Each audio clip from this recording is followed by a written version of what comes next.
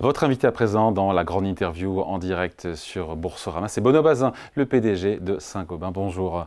Bonjour David. Merci d'être avec nous sur Boursorama, spécialiste des matériaux de construction bien sûr. Vous avez publié la semaine dernière votre chiffre d'affaires pour le troisième trimestre. Je me suis dit, tiens, qu'est-ce qu'on retient?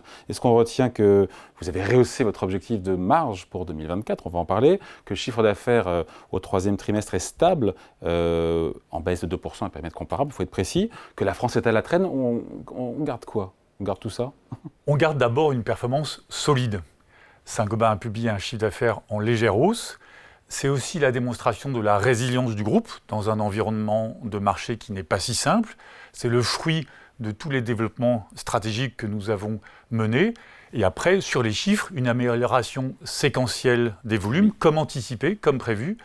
Une nouvelle progression de la marge, ce sera la 4e année consécutive de marge à 2 chiffres, et puis un bel effet périmètre de plus 3,4%. C'est les résultats de toutes les acquisitions que nous avons menées autour du monde sur les derniers mois. Ouais. Donc sur l'amélioration séquentielle, c'est intéressant qu'on parle d'ailleurs en termes de vente, enfin je veux dire en volume ou en chiffre d'affaires. On se dit que ça y est, les baisses sont derrière. Je revoyais le chiffre d'affaires en baisse de 5% au premier semestre, 2% au troisième trimestre à périmètre comparable. Ça y est, on repasse au-dessus de la ligne de flottaison. Ce que nous avions indiqué depuis déjà la fin du premier trimestre, c'est que petit à petit, on voyait les pays en Europe atteindre un point bas. Par ailleurs, nous avons une très bonne tenue en Amérique du Nord, en Asie et dans nos métiers mondiaux. Et en Europe, petit à petit, un point bas. L'Europe de l'Est est déjà en volume positif depuis 4 trimestres. Les volumes en Europe étaient à moins 6 au premier semestre, ils sont à moins 3 au troisième trimestre. Et au plan mondial, nous passons de moins 4 en volume au premier semestre à moins 1,5 au troisième trimestre. Donc clairement, l'amélioration séquentielle des volumes que nous avions anticipée, elle est en train de se produire. Ouais. L'Europe repart, alors pas toute l'Europe.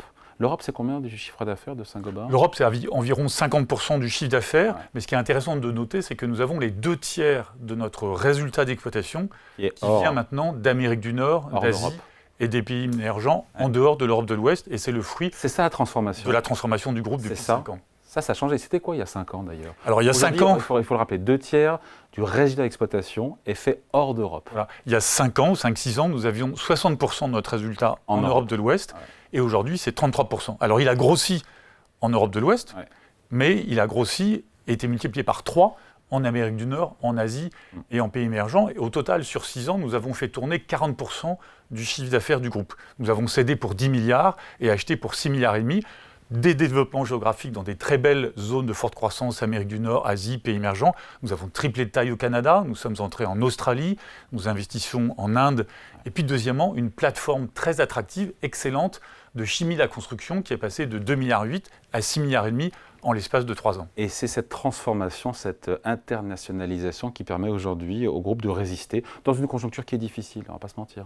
Oui, parce que le groupe tient la barre, tient le cap. Nous avons une vision stratégique très forte, très puissante, leader mondial de la construction durable. Nous sommes les pionniers aussi sur la sustainability, qui est un vrai atout de différenciation vis-à-vis de nos clients et vis-à-vis de nos concurrents. Et donc, au total, avec une organisation qui, tactiquement, par pays, prend les bonnes décisions à toute vitesse, au plus proche du terrain, Saint-Gobain va sortir pour la 4e année consécutive une très très belle année 2024. Voilà, donc les nouveaux moteurs de croissance aujourd'hui pour Saint-Gobain, c'est en termes de pays, c'est l'Amérique du Nord, vous l'avez dit, c'est l'Inde, c'est globalement l'Asie-Pacifique. Elle est là, la croissance aujourd'hui. Et les pays émergents, l'Amérique centrale, nous avons fait une très très belle opération au Mexique le 15 août. C'est rare pour les Français, mais nous avons fait une belle acquisition à 800 millions de dollars le 15 août au Mexique, là aussi pour renforcer notre métier de la chimie et de la construction, après une très belle opération annoncée, Fosroc, mi-juin, qui elle est sur l'Arabie Saoudite et le Moyen-Orient, l'Inde et l'Asie. Donc vraiment des très beaux compléments. Et si je prends l'ensemble de nos opérations depuis le début de l'année, c'est 5,5 milliards investis dans des géographies à forte croissance, 2,7 milliards en Australie, et le reste entre l'Amérique du Nord, le Canada, l'Asie, les pays émergents et le Mexique. Donc vraiment des très belles opérations stratégiques, et c'est le fruit de tout ça que nous récoltons aujourd'hui dans la résilience du groupe qui tient la barre dans un contexte européen effectivement pas facile. Et dans ce contexte européen, ce qui vous plombe un petit peu, pardon de le dire comme ça, c'est la France? La France, à la différence des autres pays, il nous faut encore quelques trimestres pour atteindre. Et pourquoi? Je me dis, pourquoi est-ce que la plupart des pays européens ont rebondi? Et pourquoi pas nous, on parle de la construction neuve là. Alors, en France, nous étions sur le point de rebondir. La situation politique des quasiment 6 derniers mois a créé pas mal d'attentisme. Quelle va être la fiscalité? on a besoin, en France, de la visibilité et de la stabilité sur la rénovation énergétique, de s'engager sur des programmes pluriannuels, sur les bâtiments publics, sur MaPrimeRénov', sur les normes, d'arrêter d'empiler des normes, de la stabilité, de la visibilité. Vous avez peur sur MaPrimeRénov' dans le cadre du budget 2025 ? Vous qui avez appelé un plan Marshall pour soutenir la rénovation énergétique des bâtiments, vous redoutez que les aides soient rabotées dans le cadre du budget ? On sait qu'il y a des économies qui sont à trouver pour enrayer la dérive des comptes publics. Non, parce que fondamentalement, je crois que tous les pouvoirs publics et tous les partis politiques de tous les bords ont compris que la rénovation énergétique, c'était très important. Ils ont compris que le logement, c'est le cœur de la vie quotidienne des Français. Donc c'est un sujet social et politique très lourd. Après, il faut aider les ménages à revenus les plus modestes pour que le reste à charge sur leurs travaux soit acceptable. Et donc c'est là... Il reste toujours élevé aujourd'hui. Le reste à charge reste important. Avec la généralisation potentielle de l'éco prêt à taux zéro, ça peut aider beaucoup de primo-accédants.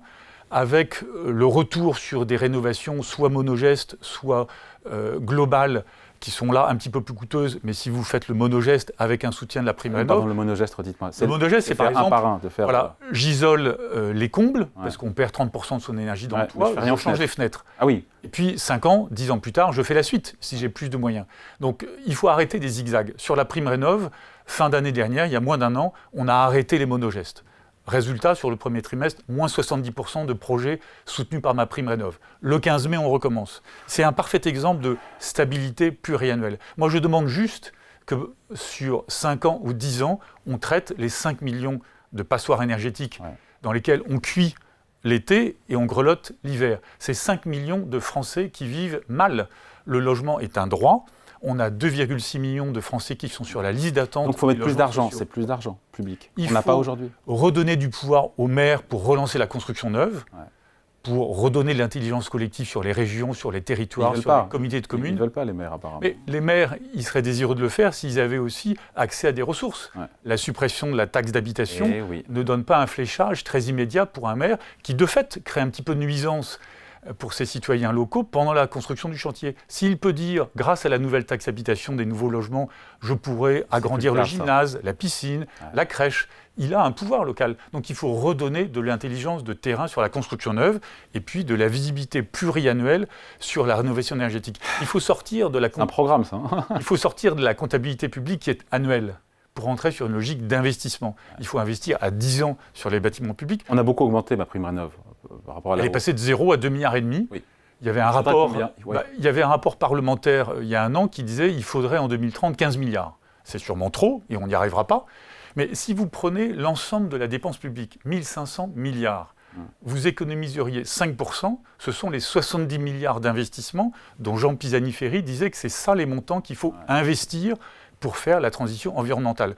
Je crois, et moi j'attends du gouvernement, de vraies économies viables et pérennes et sérieuses sur la dépense publique. Et aujourd'hui d'ailleurs, la construction qui rapporte en net dans une bonne année 100 milliards à l'État, en taxes foncières, en droits de mutation, moins les aides, plus la TVA sur la rénovation. Quand le bâtiment va moins bien, on perd des recettes fiscales pour les collectivités. Et c'est ce qui explique que la France soit à la remorque du reste de l'Europe en matière de construction neuve, de marché du neuf. Alors, ce qui explique aussi les choses, c'est que nous sommes plus financés à taux fixe que des pays comme les pays nordiques à taux variable. Donc, quand la baisse des taux arrive, le redémarrage en pays nordiques est plus rapide qu'en France. La bonne nouvelle en France, c'est qu'on voit une reprise très nette des crédits. Depuis 6 mois, il y a une hausse des crédits qui était tombée très bas. Et donc, on va petit à petit sur des signes encourageants en France. Et d'ici 6 à 12 mois, on va retrouver... Je vous ai vu dire sur une autre chaîne, de second semestre, je crois que c'est aux Échos. Sur la construction neuve. Sur la construction neuve en France. Il faudra le deuxième semestre 2025. Sur la rénovation, les carnets sont bons chez les artisans. On a plus de 70 jours de carnet. Un petit peu de visibilité et de stabilité politique pour sortir de l'atlantisme. On va retrouver du vent dans le dos sur la rénovation énergétique qui est, encore une fois, au cœur de la préoccupation sociale, facture énergétique. Elle se porte mieux. Et elle se porte beaucoup mieux. La rénovation, elle se porte mieux que le marché du neuf. Et globalement, en Europe, nous avons une résilience de la rénovation, une baisse de la construction neuve, et sur l'Amérique du Nord et l'Asie, une bonne tenue de nos marchés, et ça devrait continuer en 2025. Donc le point bas de la construction n'a pas encore été atteint en France. Sur la construction neuve. Construction neuve, pardon. Oui. Sur la rénovation, ça se tient bien. Sur la construction neuve, oui, parce qu'il faut un petit peu de temps entre les dépôts de permis, le crédit, et puis les chantiers qui sortent de terre. Et il faut redonner, encore une fois, du pouvoir aux maires et au terrain pour avancer sur la construction neuve. Mais les signes sont encourageants. Et moi, je suis optimiste sur le crédit. Qu'est-ce qu'il y a d'autre comme signaux encourageants ?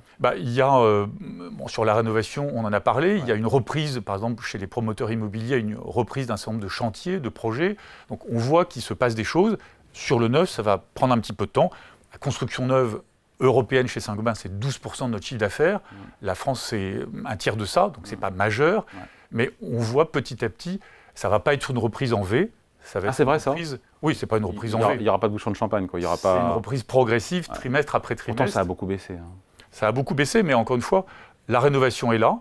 Petit à petit, notamment sur l'Europe du Nord, sur l'Europe de l'Est, c'est reparti. L'Allemagne, pour nous, était en croissance interne positive au troisième trimestre. Donc vous voyez, les signes précurseurs en Europe sont aussi là, et ça me fait dire que le pire est derrière nous, et on devrait avoir une année 2025 qui continue sa progression.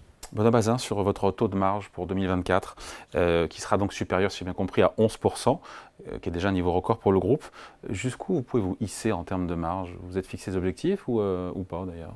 Alors nous sommes exactement dans le plan de marche et dans le haut du plan de marche de notre plan stratégique 2021-2025 qui était de 9 à 11. Nous avons 11 l'an dernier et cette année, 2024, nous ferons un peu mieux.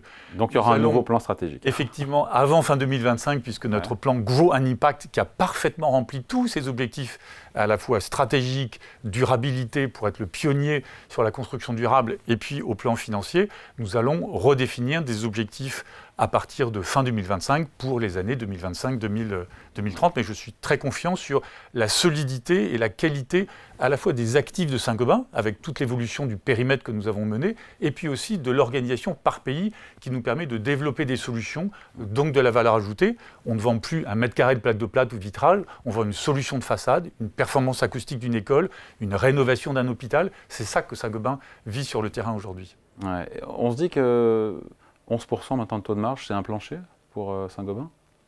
On verra, mais l'important c'est d'avoir montré la résilience du groupe. Saint-Gobain, il y a 10 ou 15 ans, dans une période difficile comme en Europe, on le voyait comme un groupe cyclique. Était effectivement tombé à 5 ou 6 de marge. Aujourd'hui, on a 4 années consécutives de marge à 2 chiffres et une très très belle performance. On surperforme beaucoup de nos concurrents grâce à ce mouvement que nous avons initié il y a 5 ans sur les solutions. Donc on gagne des parts de marché en France, même si le marché est difficile. On gagne des parts de marché aux États-Unis ou en Inde. Et c'est ça l'esprit de conquête des équipes de Saint-Gobain dont je suis très fier aujourd'hui en termes de performance. Est-ce que la baisse des cours de certaines matières premières et de l'énergie, ça vous aide aussi à regonfler un peu les marges ? C'est variable, c'est-à-dire qu'on a très bien géré l'écart prix-coût, et ça fait partie des décisions tactiques de terrain que nos patrons, directrices générales... Qui ont passé dans leur prix les hausses de coûts. Qui ont passé dans leur prix, qui gèrent en permanence l'écart prix-coût positif pour valoriser les solutions que nous apportons à nos clients, la qualité de service, le stock, la présence commerciale au plus près des clients. On aura un petit peu d'inflation l'an prochain, donc on a un retour de l'inflation sur certaines matières premières, sur des coûts de transport. Donc on n'est pas complètement sorti d'un monde avec un petit peu d'inflation. Ce sera beaucoup plus faible que ce que nous avions connu en 2021 ou 2022, mais on va continuer d'avoir un petit peu d'inflation en 2025. Vous parlez des États-Unis qui pèsent maintenant de plus en plus lourd. L'Amérique du Nord, c'est combien on a dit ? On ne l'a pas dit d'ailleurs. On est entre 21 et 22% de notre chiffre d'affaires et c'est 37% de notre résultat. Donc c'est une très très belle performance. Nous sommes numéro 1 des matériaux de construction aux États-Unis et numéro 1 au Canada où nous avons triplé de taille avec 3 belles acquisitions sur les 3 dernières années. Voilà, et donc vous me voyez venir, possible élection ou pas de Donald Trump, enfin cette élection américaine qui est très serrée, indécise et qui tient en haleine le reste de la planète. Vous dites que quoi qu'il arrive, ça ne changera rien pour Saint-Gobain ou est-ce qu'il y a un scénario qui est plus sympa que l'autre ? La force de Saint-Gobain, sa résilience, c'est d'être local. C'est-à-dire que nous ne sommes pas sur des métiers qui ont des tarifs douaniers, qui exportent ou qui importent. Nous avons moins de 1% de nos achats qui viennent de Chine, par exemple. Donc si le port de Shanghai est fermé pour des raisons sanitaires, ça n'impacte pas Saint-Gobain. Donc ce que je constate aux États-Unis, c'est qu'il y a un besoin de logement, 1,4 million, 1,5 million.